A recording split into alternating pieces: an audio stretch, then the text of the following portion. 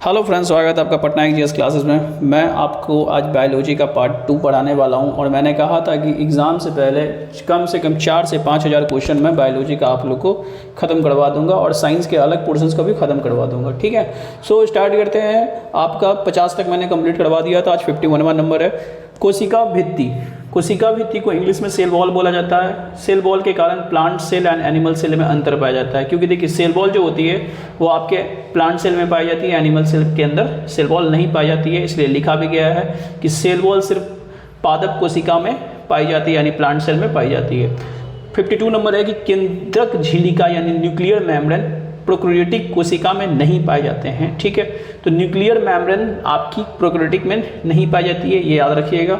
Prokaryotic cell में एक चीज़ ये इंपॉर्टेंट है, बहुत बड़े एग्जाम में पूछा है। प्रोकैरियोटिक सेल में 70S प्रकार के राइबोसोम होते हैं और यूकैरियोटिक सेल में 80S प्रकार के राइबोसोम होते हैं। देखिए आप लोगों को पता होगा कि प्रोकैरियोटिक सेल किसको बोलते हैं, यूकैरियोटिक सेल किसको बोलते हैं, इतना तो जरूर आप लोग जानते होंगे। 53 नंबर देखिए, यूकैरियोटिक सेल में न्यूक्लियर मेम्ब्रेन, न्यूक्लियस तथा सेल ऑर्गेनेल जिसको कोशिकांग भी बोलते हैं पाया जाता है। ठीक है, सेल में माइटोकॉन्ड्रिया का मुख्य कार्य याद रखिएगा रिस्पायरेशन है। सेल के अंदर जो माइटोकॉन्ड्रिया का जो मेन काम होता है वो रिस्पायरेशन करने का होता है।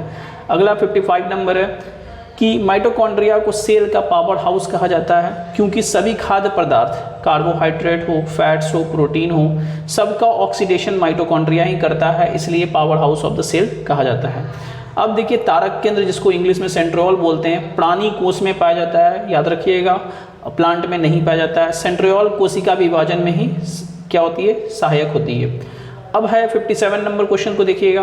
प्रकाश संश्लेषी वर्णक हरित लवक के झिल्ली थायलाइड में पाए जाते हैं। ठीक है ना, जो आपकी फोटोसिंथेसिस होती है उसका जो वर्णक होता है हरित लवक, क्रोमोप्लास्ट जिसको बोलते हैं, वो थायलाइड में पाई जाती है।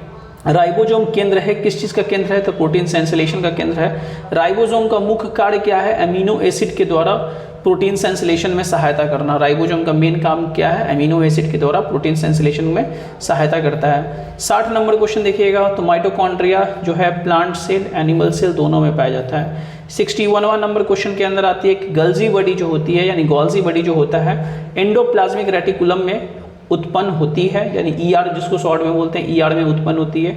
गोल्जी बॉडी से ही जंतु कोशिका में लाइसोसोम का निर्माण होता है, ध्यान से देखिएगा। और उसके बाद क्या है कि कोशिका भित्ति सेल वॉल जो प्लांट सेल में पाया जाता है, जो ऊपर हमने बताया था, वो किस चीज़ की बनी होती है, तो सेलुलोज की बनी होती है, याद रखिएगा। यानी कि जो प्लांट के अंदर सेलुलोज की मात्रा होती है वो आपकी सेल वॉल का ही एग्जाम्पल उसमें कहा गया है। अब हम 62वां नंबर के आते हैं, वाहिनी कोशिका जिसको डक्ट सेल इंग्लिश में बोला गया है, एकमात्र प्लांट सेल है जो बिना न्यूक्लियाई का होता है। तो प्लांट सेल के अंदर एक ऐसा सेल जो डक्ट सेल होता है जिसमें न्यूक्लियस नहीं होता है। अब हम बात करेंगे एंडोप्लाज्मिक रेटिकुलम के बारे में। और सेल मेम्ब्रेन प्लांट और एनिमल सेल दोनों में पाई जाती है, याद रखिएगा। एंडोप्लाज्मिक रेटिकुलम और सेल मेम्ब्रेन दोनों में पाया जाता है, दोनों सेल में पाई जाती है। अब हम बात करते हैं 64 के तहत, तो कैरोटीनॉइड जिसमें लाइकोपीन के कारण टमाटर का रंग लाल होता है। एंड प्राकृतिक चयन का सिद्धांत चार्ल्स डार्विन ने दिया था, मेंडल को आनुवंशिकी का पिता कहा जाता है, ये भी आप ध्यान रखिएगा। अब हम आते हैं 67वां नंबर क्वेश्चन के अंदर, डम्बेलाकार सेल आपको गेहूं के अंदर मिलेगा। एंड कोशिका 68वां के अंदर, कोशिका एंडोओस्मोसिस अंतःप्राशन के कारण टर्जिडिटी यानी कि जो मजबूती होती है, इंग्लिश में टर्जिडिटी लिखा गया है, मजबूती होती है। जो प्लांट कोशिका आपका कोई किसी का सेल बहुत ज़्यादा टाइट होता है, प्लांट में आप देखें होंगे, तो उसका कारण एंडोस्मोसिस होता है। ठीक है, इसी के कारण टर्जिडिटी भी आती है। अब देखिए अतिवर्धन का अर्थ है कोशिका की संख्या में असामान्य वृद्धि, और ये आपको याद होना चाहिए। अतिवर्धन जो होता है, कहीं की वर्ड अगर हिंदी में मिल जाए तो उसमें आपका सेल बहुत ज़्यादा बढ़ने लगता है, तो उसको अतिवर्धन बोलते हैं। और अतिवर्धन के कारण ही अगर बहुत ज़्यादा आपके बॉडी के अंदर या किसी चीज़ के अंदर अतिवर्धन हो जाता है तो समझिए कि मानव में वो चीज़ कैंसर का रूप ले लेती है। सेलुलर और मॉलिकुलर जीव विज्ञान केंद्र हैदराबाद में स्थित है। आरबीसी में माइटोकॉन्ड्रिया नहीं पाया जाता है, ये इंपॉर्टेंट क्वेश्चन है। आरबीसी यानी रेड ब्लड सेल में माइटोकॉन्ड्रिया नहीं पाया जाता है। अगला क्वेश्चन आते हैं हम लोग 72 नंबर के अंदर, माइटोकॉन्ड्रिया एक श्वसन स्थल है, याद रखिएगा। रिस्पायरेटरी सिस्टम है, अभी ऊपर हमने बताया था। माइटोकॉन्ड्रिया के एक सेल के विभाजन से 4 सेल का निर्माण होता है, ये भी याद रखिएगा। अब हम बात करते हैं आपके अगले 74 नंबर के अंदर, तो अर्धसूत्री विभाजन जिसको इंग्लिश में मेयोसिस में बोलते हैं, और मेयोसिस में प्रोफेज अवस्था सबसे लंबी होती है, याद रखिएगा। यानी अर्धसूत्री विभाजन में प्रोफेज अवस्था सबसे लंबी पाई जाती है और समसूत्री विभाजन को इंग्लिश में मिटोसिस बोलते हैं। इसमें सोमेटिक सेल होता है, याद रखिएगा। इसकी प्रोफेज अवस्था जो होती है सबसे छोटी होती है, यहाँ छूट गया है, ठीक है। एंड 76 नंबर देखिए, 76 नंबर में कि prophase is the first stage of a cell division in both mitosis and meiosis. आप मिटोसिस लीजिए यानी अर्धसूत्री लीजिए या समसूत्री लीजिए, उसमें जो सबसे पहला जो स्टेज सेल का जो डिवीजन होता है वो प्रोफेज होता है, ठीक है। अब हम बात करते हैं 77 के अंदर क्रॉसिंग ओवर हमेशा नॉन सिस्टर क्रोमोटाइड के बीच होता है, ठीक है ना। ये थोड़ा सा ज़्यादा बायोलॉजिकल टर्म है। एंड एक और है आपकी 78 नंबर के अंदर, सबसे बड़ी मानव कोशिका ओबम में होती है, याद रखिएगा। जीव द्रव जिसको इंग्लिश में प्रोटोप्लाज्म बोला गया है, उसका नामकरण पुरकिंजे ने किया था। प्रोटोप्लाज्म को जीवन का आधार माना जाता है। अब हम बात करते हैं 80 नंबर के अंदर, प्रोटोप्लाज्म का 76% तत्व ऑक्सीजन का बना होता है, जिसमें 90% जल होता है। अब हम बात करते हैं 81 नंबर के अंदर, कवक पर्णरहित, कवक को इंग्लिश में फंगस बोलते हैं, पर्णरहित होती है, मतलब उसमें हरा प्लांट नहीं पाया जाता, हरा नहीं दिखती है वो, और उसके अंदर जो कोशिका होती है वो सकेंद्रीय होती है, सेंट्रल पार्ट में होती है, और वस्कुलर टिश्यू उसके अंदर पाया जाता है। संवहन उत्तक रहित बोलते हैं इसको हिंदी में, थैलोपोइटा है, ठीक है। कवक एक ऐसी सेंट्रल यानी सकेंद्रीय और वस्कुलर टिश्यू होती है, याद रखिएगा। 82 के अंदर क्या आता है कि प्रोकैरियोटिक का कोशिका भित्ति सेल वॉल की बनी होती है, ऊपर हम बता दिए थे।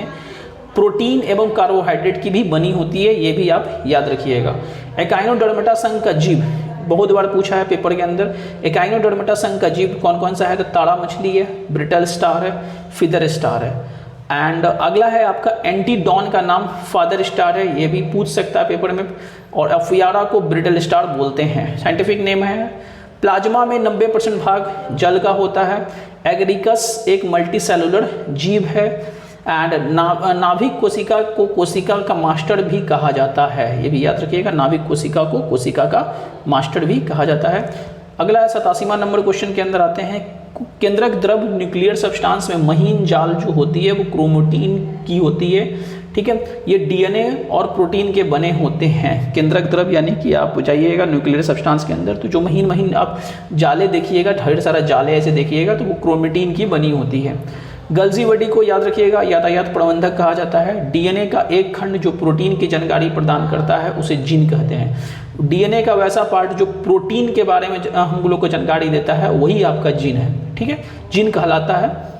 अब हम 90 नंबर पे आते हैं, सुबेरिन कॉर्क सेल में मौजूद एक रसायन है। सुबेरिन जो है कॉर्क सेल में मौजूद एक ऐसा रसायन होता है जो उनमें गैस और पानी के प्रवेश को रोकता है, ठीक है। तो ये याद रखिएगा, सुबेरिन आपके सेल के अंदर गैस और पानी को प्रवेश करने से रोकता है। डीएनए में डाइऑक्सी राइबोज शुगर होता है। गुणसूत्र क्रोमोजोम में पाए जाने वाले अनुवांशिक पदार्थ को जीनोम बोलते हैं, यानी कि क्रोमोजोम बोलो या गुणसूत्र बोलो, हिंदी हो गया उसका। तो क्रोमोजोम में पाए जाने वाले अनुवांशिक पदार्थ को जीनोम बोलते हैं। प्रोकैरियोटिक सेल में हिस्टोन प्रोटीन पाया जाता है, ये भी याद रखिएगा, प्रोकैरियोटिक सेल में आपकी हिस्टोन प्रोटीन पाई जाती है। अब आते हैं 94 नंबर के अंदर, यूकैरियोटिक सेल में डीएनए और हिस्टोन प्रोटीन होते हैं, याद रखिएगा। प्रोटीन संश्लेषण में क्षार इवेंट से एक एमआरएनए का प्रति का निर्माण होता है। अब 96 के अंदर आते हैं कि स्तनी के आरबीसी के में राइबोसोम नहीं पाया जाता है, ठीक है। स्तनी का जो आरबीसी होता है उसमें राइबोसोम, ऊपर मैंने बताया था कि आरबीसी में राइबोसोम नहीं पाया जाता है क्योंकि आरबीसी द्वारा प्रोटीन संश्लेषण का काम होता है। कणों की गतिज ऊर्जा प्लाज्मा में अधिक होती है, ठीक है। पैरेन्काइमा में पतली कोशिका भित्ति के साथ अवशिष्ट कोशिका होती है। पैरेन्काइमा में पतली कोशिका भित्ति के साथ एक और जो कोशिका होती है वो अवशिष्ट कोशिका होती है। पैरेन्काइमा टिश्यू की सेल जीवित, गोलाकार, अंडाकार, बहुभुजी या अनियमित आकार की होती है, ठीक है।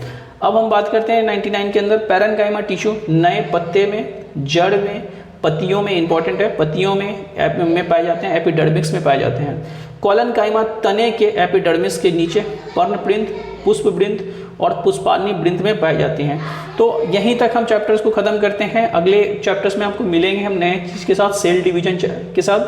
तो सेल के लिए एक दो बार वीडियोस को देख लीजिएगा। अगर शॉर्ट नोट्स आप बनाना चाहते हैं तो शॉर्ट नोट्स इससे बना लीजिएगा, आपको बहुत ज़्यादा एग्जाम में काम आने वाला है। चलिए मिलते हैं नेक्स्ट वीडियो में। थैंक्स।